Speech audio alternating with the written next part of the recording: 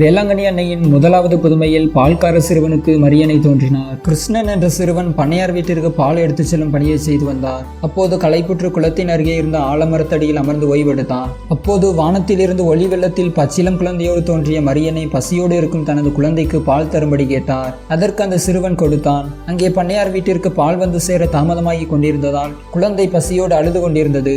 சிறுவன் பால் பாத்திரத்தோடு வந்து சேர்ந்ததும் அவனிடம் கடுமையாக நடந்து கொண்டார். சிறிது நேரத்தில் சிறுவன் கொண்டு வந்த பாத்திரத்தில் அதிசயமாக பால் பொங்கி வழிய துவங்கியது.